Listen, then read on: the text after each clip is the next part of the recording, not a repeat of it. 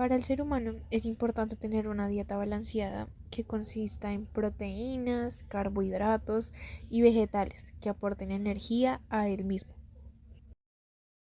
Por esto es importante cuidar a animales y plantas que ayudan a nuestra alimentación. Gracias a las vacas se puede producir proteína, siendo carne o leche, que después puede ser convertida en otro tipo de alimentos. La industria ganadera es muy extensa en Colombia, ya que gracias a esta muchas familias se pueden solventar y muchas familias se benefician de esta. Por esto tenemos que tener en cuenta que es importante tener una buena salud de nuestros animales y saber cómo funcionan el organismo. Las vacas tienen un estómago que está dividido en 4 partes, las cuales son el rumen, el retículo, el omaso y el abomaso. El rumen es la primera de las 4 cámaras del estómago en el sistema digestivo de los rumiantes. Este actúa como un fermentador, dando paso a los microorganismos que descomponen o desintegran los alimentos consumidos por el rumiante. El retículo está compuesto por una especie de estructura que brinda una serie de pliegues y compartimientos que tiene como función separar partículas sólidos presentes en los alimentos. Estas partículas se conocen como bolos y son regurgitadas y remasticadas repentinamente justo con el contenido del rumen para una digestión adicional. El omaso es una superficie grande que ayuda a la absorción de agua y nutrientes del alimento con el fin de quitar el agua que no hace falta en el proceso final de fermentación. El abomaso secreta ácidos y enzimas digestivas con el pecnógeno y el ácido clorhídrico que descomponen las proteínas y otros nutrientes. Esto con el fin de que el animal absorba todos los nutrientes. Para poder realizar este procedimiento es necesario tener los siguientes materiales. Primero hay que tener guantes para poder realizar la manipulación del contenido ruminal de la mejor forma y sin algún otro tipo de contaminante y para poder analizarla.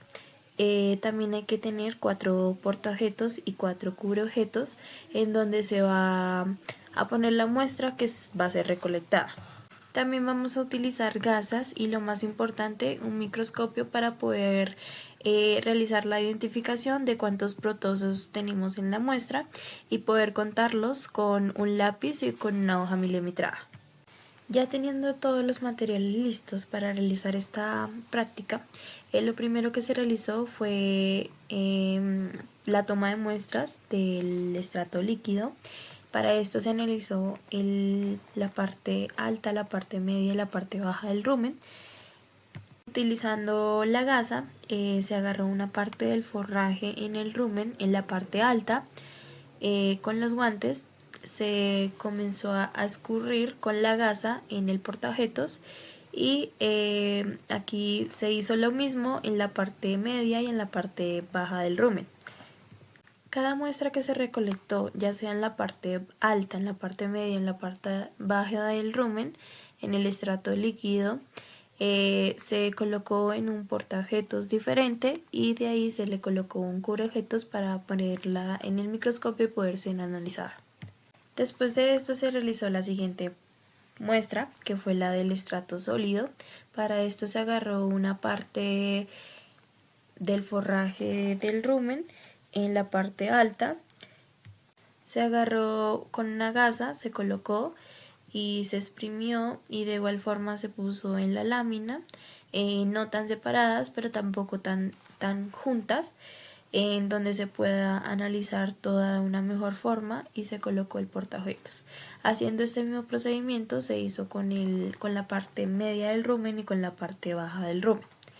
Ya haber tenido todas las muestras colocadas en el portaobjetos y puesto la laminilla del cubreobjetos, se analizó en el microscopio y se tuvo los siguientes resultados.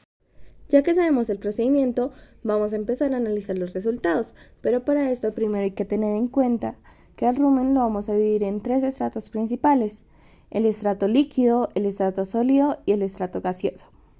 Entonces, en el estrato líquido es el que se encuentra en la parte inferior del rumen y tiene una consistencia acuosa. El estrato sólido lo vamos a dividir en 2, el estrato semisólido y el estrato sólido. El estrato semisólido también se le llama fangoso y es una zona intermedia no muy bien delimitada, con una consistencia en constante transición entre la fase sólida y la fase líquida. Por otro lado, el estrato sólido está constituida por partículas de forraje de gran tamaño.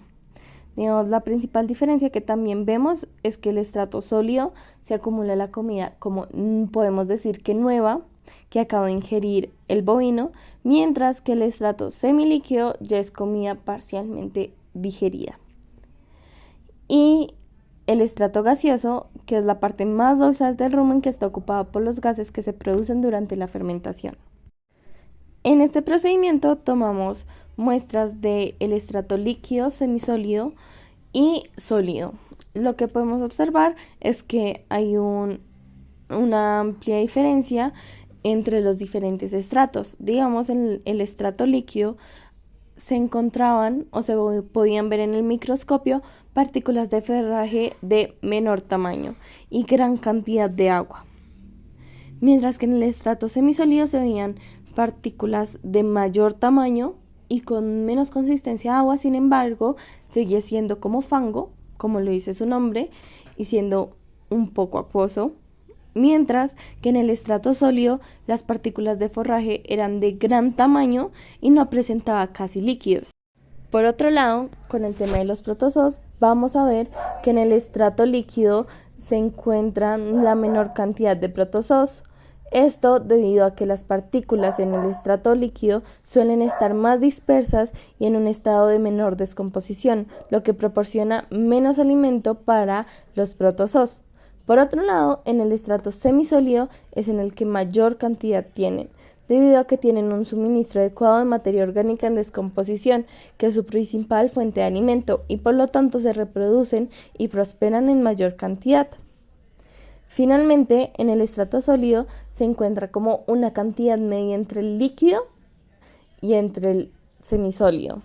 Esto debido a que las partículas son muy pesadas, entonces todavía no están listas para ser totalmente fermentadas. Sin embargo, podemos encontrar mayor cantidad de protozoos que en el estrato líquido, como lo mencionamos anteriormente. También es importante tener en cuenta que estos protozoos pueden cambiar dependiendo de la dieta del animal, de lo que se le dé y de los hábitos que presente el animal.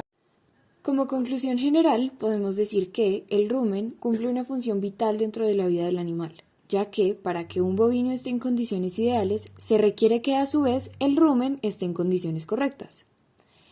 Sin embargo, también pudimos obtener conclusiones un poco más específicas, tales como: para que el rumen esté en buenas condiciones, el animal debe llevar una dieta balanceada, ya que de ser lo contrario pueden presentarse alteraciones en el pH del rumen y, por ejemplo, presentar una acidosis ruminal. Por otro lado, fue posible observar en los diferentes estratos cómo la cantidad de protozoos varía dependiendo del grado de descomposición, organización y de la cantidad de partículas presentes en cada uno de los estratos, sea líquido, sólido o gaseoso. Respecto a un factor diferente, fue posible concluir que el tener acceso a una cánula ruminal ha permitido que se salven decenas de vidas, ya que esto permite la obtención del líquido ruminal de una manera más sencilla. Sin embargo, es importante tener en cuenta que para realizar un procedimiento de transfaunación se debe revisar el pH ruminal tanto del receptor como de donante y que ambos tengan dietas